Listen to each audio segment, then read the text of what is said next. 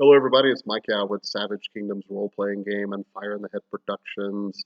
Thought I would continue the series about the Savage Kingdoms of the West. And today we are doing Faerland and the Emerald Islands. So that's where the Gaernic people come from. So I'm just kind of doing this in alphabetical order. I've already done the past five, right, through Eredor and through Esmondos. So today is, again, the Gaernic people of the Kingdom of Faerland and Cael and Dal Ruatha, those sort of three tribal kingdoms that are very Celtic-like, very Irish Celtic-like on the Emerald Islands, particularly the main island of Innis Gaern, which is where the Gaernic people take their name from. So, interesting. So here we are in the book. This is the core rulebook inside the core Savage Kingdoms 3rd edition core rulebook. That's our sort of Gaernic woman right there. And kind of a redhead. A lot of them have red hair. So she is a pretty good example of what, and then she has this kind of cool sort of bronze or Iron Age Celtic sort of jewelry that also is kind of semi-Nordic as well. So, yeah, I'll just start kind of, this is on page 30 in the core rulebook, by the way, page 31, I think, in the digital or PDF file. So, all right. The Gaerns were once a powerful and widespread people, barbarous and proud, and now relegated primarily to the Emerald Islands of the far west. Their blood can be seen in Caerndon and Kimrith as well, though all other, if similar, tribes in the latter region have become more dominant. They are fairly tall and of lean to medium build, typically with fair, often freckled skin, red hair, and green eyes. A fair few have fairy or she blood in their veins. More about that a little bit later. Faerland is the largest tribal realm in the Emerald Islands, with Cael and Dal Ruatha being the other two tribal kingdoms of any note. The ancient Western gods are predominantly revered among the Gaernic folk, Rhiannon, Gelrith, Bronfinnan, and Cormac primarily, whose priests are the all-knowing druids. As a real-world comparison, the Gaerns approximate to the Irish Celts. More information about the Emerald Islands can be found in Section 6, A Brief Gazetteer, later on in the core rulebook. So, yeah. So that's the three paragraphs of description of the Gaerns. Like I mentioned in previous videos, I've kind of pared down the descriptive text from the previous two editions because that kind of gives you enough, and then the rest of the stats give you more. And then if you go back to the Gazetteer section and actually look up Cael or Dal Ruatha or Faerland, one of those three tribal realms of the Gaerns, which I just mentioned, it will tell you even more detail. So, excellent. All right, so next, there are allowable callings. And this is, again, if you're as player character Gaerns, but also as non-player characters to keep in mind as game masters. There are allowable callings that you can choose as a Gaernsman or Gaernswoman or Gaernic person is Bard, Berserker, Craftsman, Gladiator, Healer, Hunter, Merchant, Noble, Pirate, Sage, Seer, Shaman, Sorcerer, Thief, or Witch. So any of those are available if you wish to choose a calling. Of course, you don't have to choose a calling. You can build a character completely without one. It does benefit you slightly more game mechanically to choose a calling, as many of you know. And it also gives you a little bit more of a focus. So most people do go the calling route, but not necessarily all the time. Okay, so a Gaernic, the attribute array of a Gaernic player character. So Gaernic player characters must arrange their attributes to character creation using the following guidelines. You probably all know how it works. You have to total out to +3 at 0 advancement, in other words, a character creation when you're first starting. So let's see really quick. Their main stats or attributes are agility. They can start with a minimum of a -2 only and a maximum of +4. Their absolute maximum is +6. Their other agility that they're kind of would be known for is vigor. They can start with no less than -2 in vigor. They can start with up to a +4, and their absolute maximum, meaning when you advance, is +6. And then their third attribute that they're sort of renowned for is willpower. Minimum of -2, maximum +4 at start, and absolute maximum +5. The others are per normal -3 minimum to start, +3 maximum to start, +5 absolute maximum. So there you go. So each human culture, if you've probably noticed in the pattern, has 3 attributes that they're more kind of known for. All right, special abilities or racial abilities of the Gaernic people. Cold tolerance. Gaernic player characters gain a +1 other bonus to endurance rolls made against ice or cold effects. So it's a +1 bonus. Reason it's called an other bonus, it goes in the other or miscellaneous category on your skill section. So it's not a skill level. In other words, there's not actual training. In this case, +1 other would be just kind of a natural thing. You kind of live in a colder environment, you live outdoors a lot. They're fairly hardy, sort of gritty people, so they get sort of used to it. Their second special ability is Fey Familiarity. I said I was going to mention this later, and this is the time. Fey Familiarity. Gaerns receive a +1 other bonus to resolve skill rolls made to resist illusions, also known as glamour, and mind manipulation effects such as charm and sleep. So, yeah, because that's magic very often associated with the Fae or with the fairy folk, and they deal with them a little more often than many of the other human cultures and non-human cultures. So that's kind of where they picked up that, learning to resist it, that sort of thing. All right, skill specialties. Gaernic characters receive 3 free skill specialties of character creation that help reflect Gaernic culture and virtues. Same pattern as all the other human cultures. You get to start with 3 free skill specialties, even if you don't have any skill levels in it. It represents your cultural leanings. Just if you grew up in this tribe, you're just going to learn certain things. So your choices are, there's like 12, 13 different 12 choices. I'll just give you a couple of them really quick. Like before, I don't think we should go over all of them. Let's see, acrobatics, starting at the top. Acrobatics, you could choose to specialize in aboard ship or leaping as your acrobatic specialty. Go down a little bit more. Crafting, you can specialize in blacksmithing, boats or leatherworking. Herbalism, cooking, healing, woad making. Woad is that blue paint that's from the Celtic tribes, often wore. Let's see, go down to performance. You could learn to specialize in the bodhrán or bohrán, which is the Celtic sort of drum. I have one somewhere behind me. I would show it to you, but I don't want to dig it out of the closet. Or harp. Harp is definitely one of their main instruments. Let's see, I'll grab another one really quick. Melee weaponry, so and melee. Dagger, longsword, spear, war club, or war spear would be your choice of specialization. Range weaponry would be club, javelin, dart, or sling. Javelin/dart. Meaning that if you're using javelin stats, but it means it would be a very heavy war dart, which was kind of an Irish Celtic thing for a while, I believe, back in the late Iron Age of the real world. Okay, so favored talents. They get a pretty good bit of battle talents that are favored. Favored again means that you pay 1 point less than the base cost for a certain talent because it fits in your culture.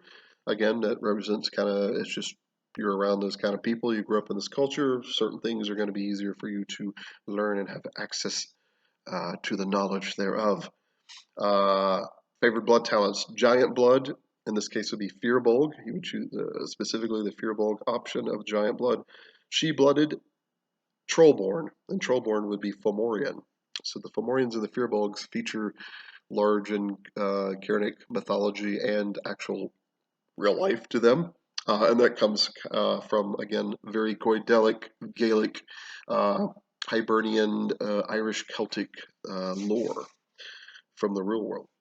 Let's see, mystical talents: acolyte of the Druidic Order, evil eye, priest of the Druidic Order, sacred oath, sanctum magic, second sight, song magic, totem animal, boar, stagger, wolf. Social talents that are favored: artisan, bard, champion, farmer, hunter, mariner, militia, and woodsman. Subterfuge: hunter, lampoon, privateer, raider, smuggler. Then other talents are body painting, elite affiliation, emerald harp, fey touched, fire in the head, fleet of foot, or healer's touch. So I read all of the categories of battle because there's a lot of battle ones. I didn't want to read the whole thing, but just know they have access to a fair amount of them. Excellent. Favored weaknesses. So again, favored weaknesses.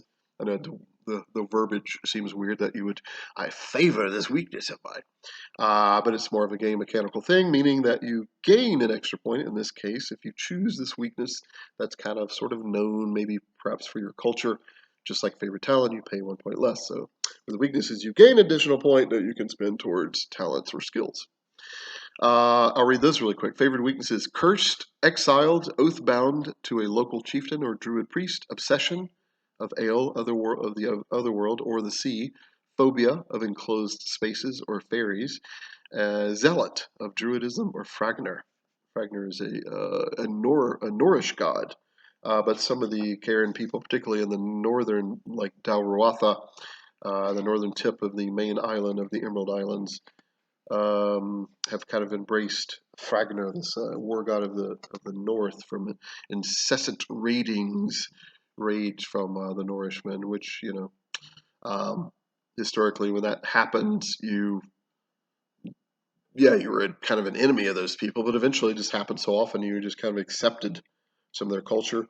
You might have captured some of their people and they integrated into your culture, and now you have mixed blood kids, and so yeah, that's just kind of how it worked. I think a lot of times in fantasy role playing, and this is maybe a problem with modern culture in general, it's either or. It's black and white. You're evil and good. It's like it didn't really work that way. Um, you might have been an enemy with someone for a while, but if it just kept happening over and over, you just kind of got used to it. Um, right. That's my little side bar for the moment. Okay, starting languages.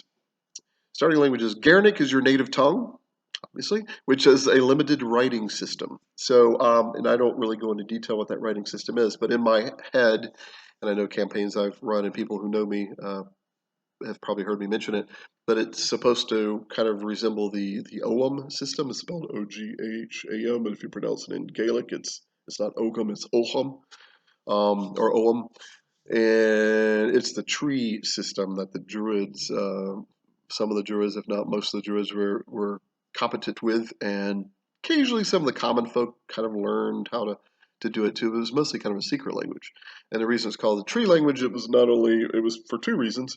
Often it was carved on trees, or at least wood, dead wood, but often on live trees as well. And secondarily, it looked like a tree, so there was a line, and then there were several ticks through it that represent marks. So they were almost basically like runes.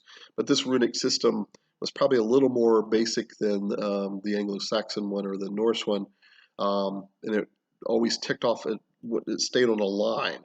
So like an X symbol meant a certain syllable, and then three lines meant another one. So if you read it from top to bottom, and that was your sentence. Instead of reading left to right, it usually went down. I think there were some examples of left to right, if I'm not mistaken, but most of it was vertical. It's pretty fascinating. It's pretty cool. It was a fairly secret language. So anyway, my point being that is the Gaernic writing system probably looks like that. And the reason it says a limited writing system, that it is somewhat limited, and not everybody really knows it. Um, you also know one additional language from the following if your intellect is -1 or better, following the same schematics as other human cultures and Savage Kingdoms: Brithian, Kimrethi, Fomorian, Norrish, or She. So that's the bonus language you can start with automatically, without even having any skill levels in language if your intellect is -1 or better, which means your intellect is just slightly below average, but enough to kind of pick up on another language of generally a people that you are either allied with or border. It could be an enemy language as well. So the idea being that it's a language that you would probably hear from traders or raiders, or just in general growing up. Sample names. All right, sample names. We have Kelric, Cagarin, Connor, Finn, Ian, Liam, and Neil. It looks like it's pronounced Niall, but it's actually Neil. It's the kind of the earlier form of how Neil was spelled. Niall. So Kelric, Cagarin, Connor, Finn, Ian, Liam, and Neil. A lot of those sound familiar because a lot of those we still use those names in modern parlance. But those are all Celtic names, particularly some of them are particularly Irish Celtic, or Gaelic. So yeah, those are male names. And then we have female names. We have Kira, Kana, Deirdre, Erin, Fiona, Megan or Mehan, and Merid, so which is the Gaelic form of Mary. So again, Kira, Connor, Kana, that's the female Connor. Actually, I don't think that was that's one I made up. Deirdre, Erin, Fiona, Megan, and Merid. So the idea is that with the naming schematics, that a lot of the names are real names from what? the Savage Kingdom's culture represents kind of in the real world. But remember, they're still different enough.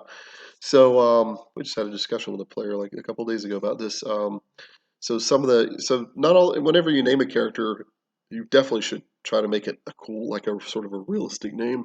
But it doesn't always have to be like from that analog culture because the cultures of Savage Kingdoms, yes, a lot of them are analogs of real world cultures, but they're very different. If you really read the Gazetteer, and I don't expect everybody to know all the lore of this thing that's in my head, but it's really a lot different than you might think. So the idea being that if you just get close, if you just sound like that language when you're naming your character, that's probably good enough. It doesn't necessarily you don't necessarily have to be Connor or Lachlan or Seamus. They could just kind of sound like that. So yeah, so feel free to be creative with that, but don't go too maybe don't go too weird unless you really want to.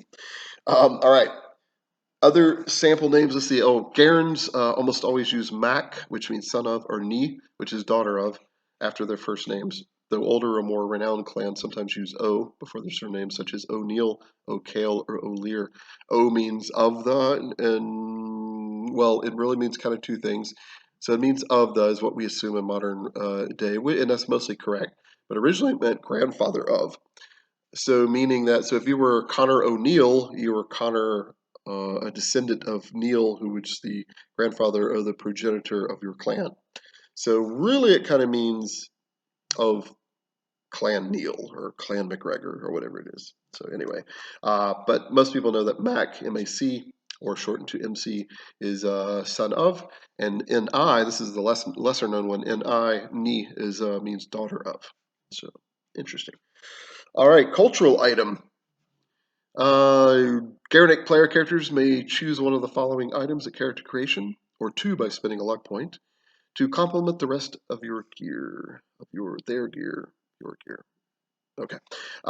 So the options are Cold Iron Dagger, does more harm to fairy creatures than Fire Forged Iron Steel. Yes, in Savage Kingdoms, where we were going with the whole Cold Iron affects Fey more than normal metals and other materials. Two Cold Iron tipped arrows or sling bullets, does additional harm to fairies. 1/2 ownership of a small fishing vessel, 3 to 4 passengers or half ton of cargo. 1/2 meaning, I know people kind of joke about this, and I totally get it. It's like, the joke being I have half a boat, half a ship. Um, Obviously, that's not really the case. It really just means that there's another owner. Both of you have it. So the idea in the game is that there's a 50% chance it's ever available. So it's a good plot device for the game master to go, oh yeah, my character has a ship. I'm going to go see if I can go find it on this port where I left it near my fishing village or whatever. And there's a chance maybe the plot complication could be that the other owner is using it, or the game master can just roll percentile dice or a d6 and just cut it in half, or a d20 and just 50-50. So it leaves some interesting plot things there. And the fact that if you start with it entirely yourself, fishing vessel of the size, kind of a big deal. So anyway, that's what that's all about. The next one is a vial of woad, which is the blue body paint that we talked about, made out of woad plants and some other plants that are often pressed together, produce this kind of blue war paint. That actually has a mild hallucinogenic effect, by the way. I've actually worn woad for real a couple times in some medieval reenactments that I used to fight in forever ago, 20 years, 30 years ago. I think it got outlawed, actually. In fact, I think one night a lot of us were wearing it when it was outlawed, and we weren't aware that it was over here in the States. I don't remember being particularly high from it.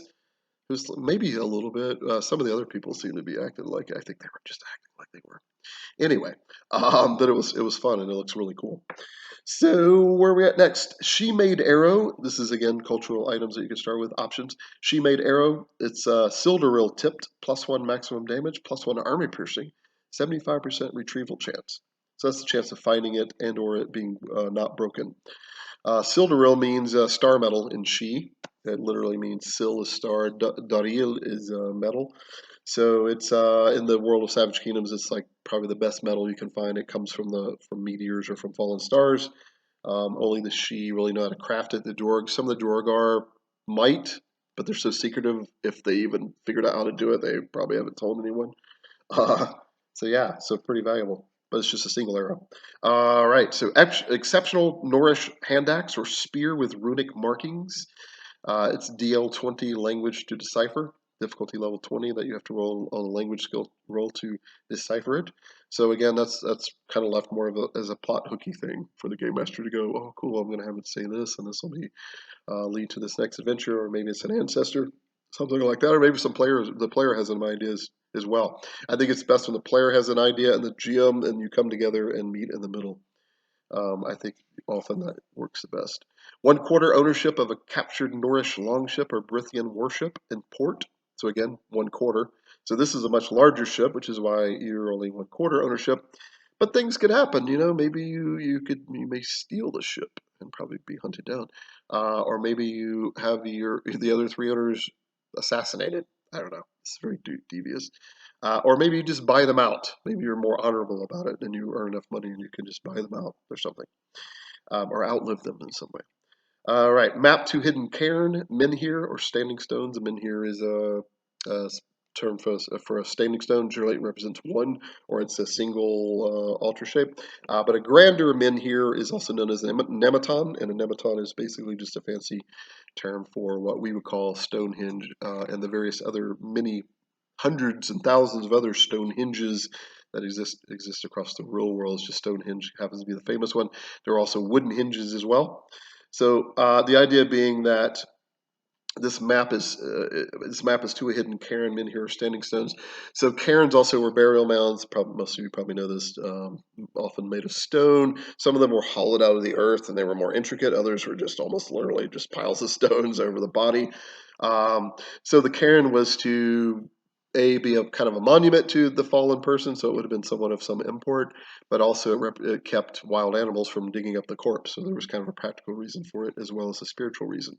So cairns, menhirs, and standing stones in Gaernic culture, just like it was in Celtic society, often mark places of power, or they gain power by someone being buried there or married there, perhaps as well.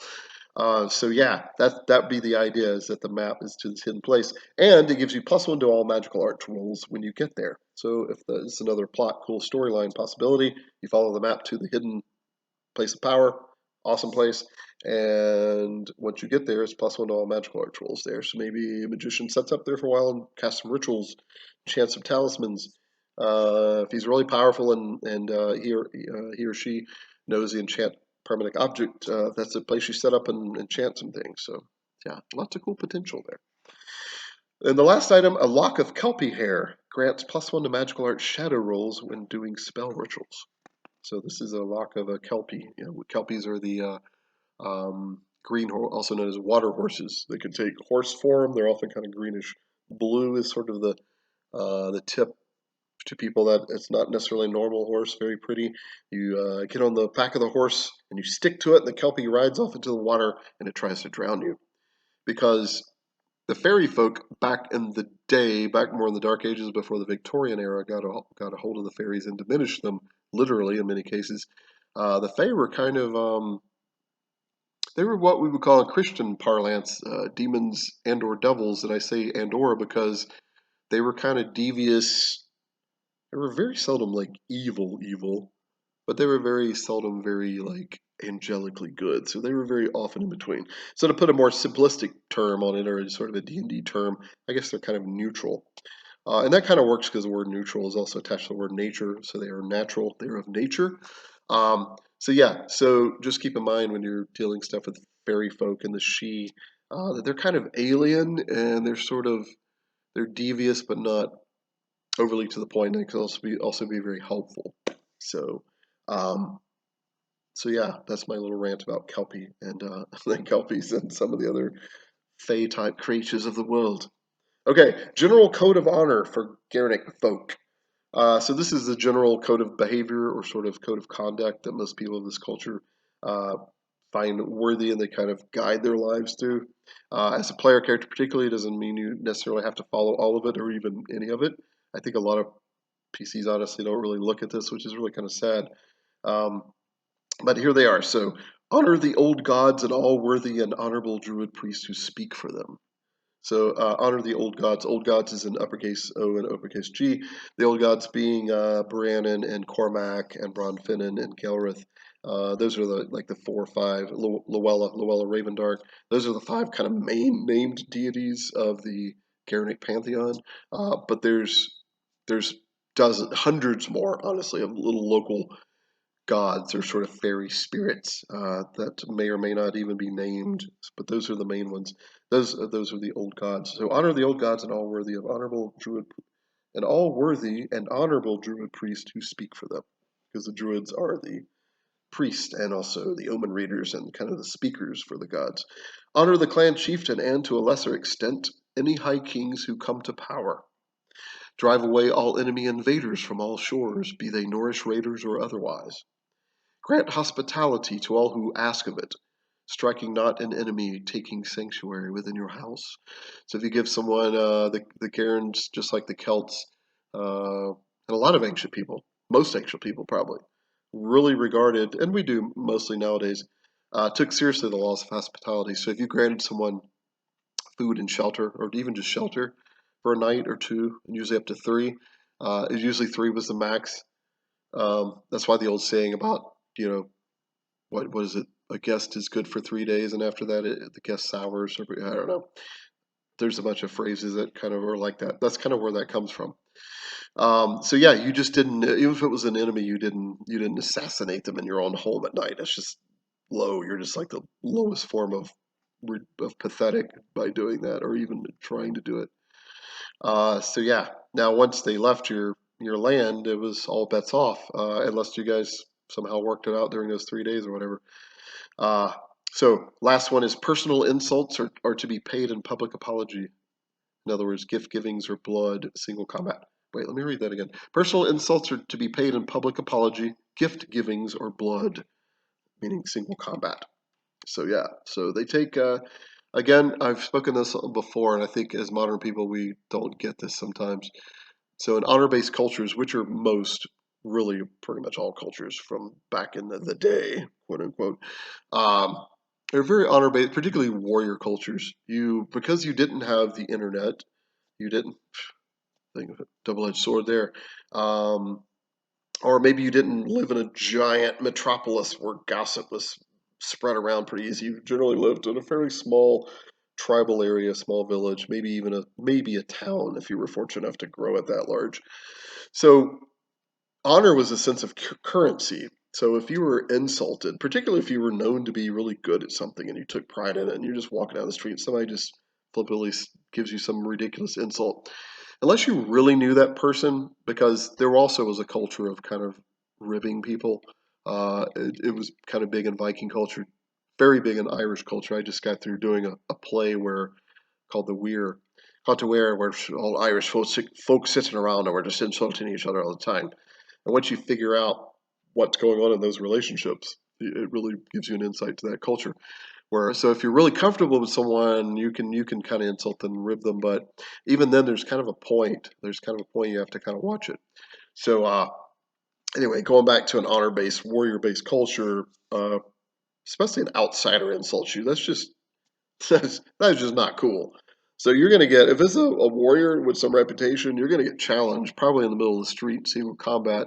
And if it is a well-known person, fairly likely you're going to get spanked. Maybe not literally spanked, but anyway, even if you were to win, now you're like everybody in the area thinks you now have a target on your back. So, in the very least, it says so. Minor insults would be if you insulted someone in a minor way, they might just demand a public apology, or maybe you have to give them a gift as kind of an apology. So remember, words have power and meaning. So that's why the apology must be public. If you just kind of go up to someone and like whisper, "Hey man, so sorry about that," probably not going to cut it in this kind of culture. Maybe, but probably not. Maybe if you're really magnetic. Of course, if you're really magnetic, you probably wouldn't be doing that in the first place. So anyway, something to keep in mind when role playing. So that's it for that section of the book. Here we are at 29 minutes. I'm doing relatively okay.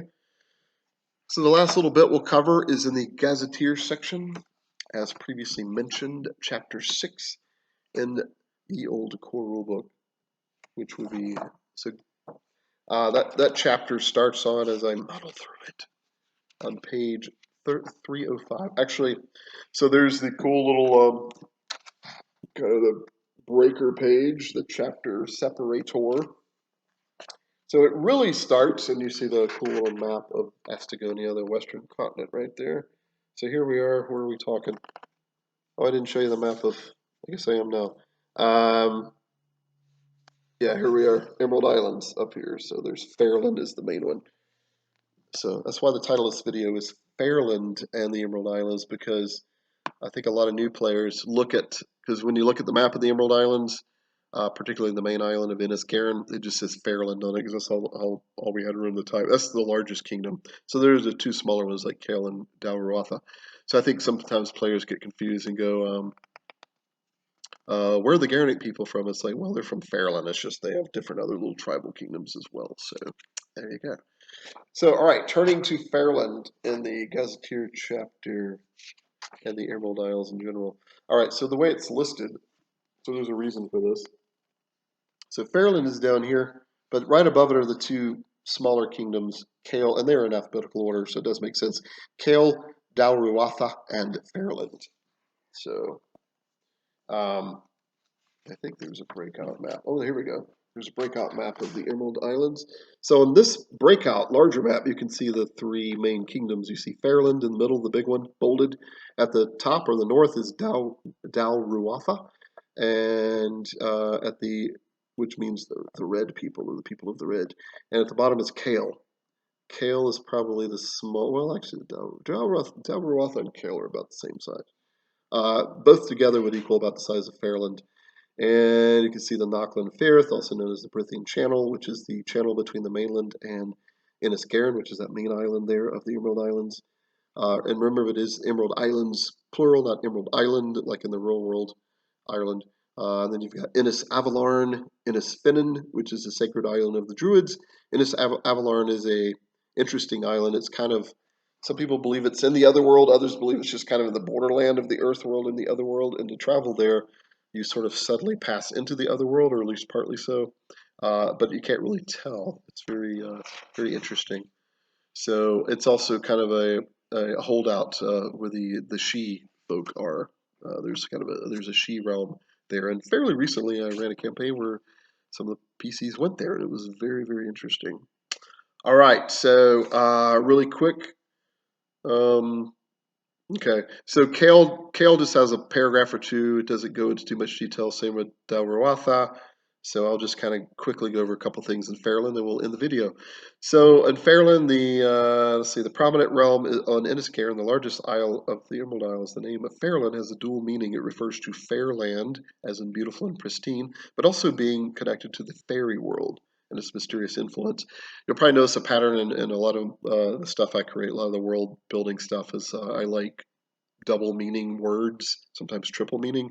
So Faerland, spelled F-A-E-R, land obviously refers to fairyland, but it also means fair, as in beautiful.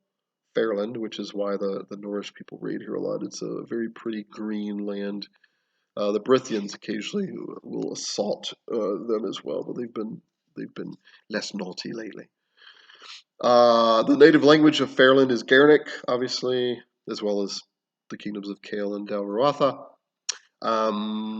You would also hear spoken maybe in the area Brithian and Norrish, which makes sense because those cultures are not that far away. And sometimes you might even hear She, a near magical tongue of the fair folk, being spoken, particularly by Druids. The religion. The people of Faerland still adhere strictly to the old gods of the West, which I mentioned earlier, the ancient spirit gods of whom the Druid priests serve. Druidism, as it is sometimes called, is thusly the predominant faith in Faerland, and thus the Emerald Islands in general, with the premier deity being that of Briannan, mother of dawn, spring, and the natural order, as well as Cormac, god of the hunt and battle, more of a masculine god, Gelrith, goddess of the sea and death, and Bronfinnan, god of bards, travelers, and music craft. I left out there Luella Ravendark, probably for a reason, because she's actually bigger down in like Kimrith across the channel, and less a major player and amongst the Emerald Islands, but still kind of major. I probably should have mentioned her anyway. All right, let's see. Major settlements. Knockleen is the primary settlement of Faerland, the capital, as it were, the clan hold of King Conor O'Shannon. Then you've got, so on the coast of Innis Gaern, there's the port town of Gannon, a settlement loyal to the tribal kingdom of Cael instead of Faerland. Similarly, there's the clan citadel of Rulin. Looks like it says Ruolin, but it's Rulin.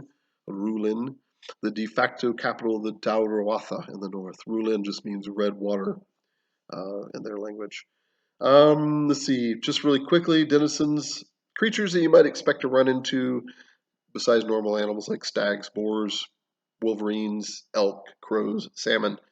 You might run into possibly occasionally a white lotus in the winter. White lotus is a rare magical herb. Fomorians, fearbolgs, kushi, which just mean fairy hounds. Great wolves and other rare and fey-like creatures occasionally show themselves, and a fabled stronghold of the Aluna She is said to be found on Innis Avalon. There we go.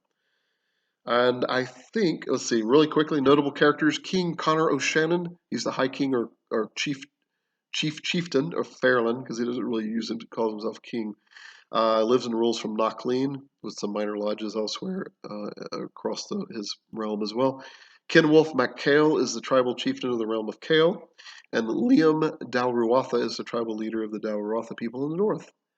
Finan MacFinnan is the chief druid of all the Emerald Islands. He's still alive, at least in my canon, and therefore resides on Innis Finan, the holy island of the druid priests. A she-queen named Siluriel, which some player characters met fairly recently, makes occasional human contact on the mystical fairy isle of Innis Avalon. Ian McNeil is a druid high priest of recent notoriety that came from a player character and the graphic designer Michael Scott Phillips. That was his character of recent notoriety, and some say that King Kinwulf has given him lease over the Misty Isles along the southern tip of Innis Gaern, which is true. So I think I'm going to end it there. I'll skip the weather and stuff because we're at 36 minutes. So yeah, thanks for joining along. That kind of covers, I think, 95% of the player character and non-player character possibilities of being a Gaernic person from Faerland, Cael, or Dal Ruatha, or the Emerald Islands in general. Thanks for guys for tuning in and listening. Share the video, like and subscribe, and all that YouTubey stuff. And I will talk to you again soon. Thanks.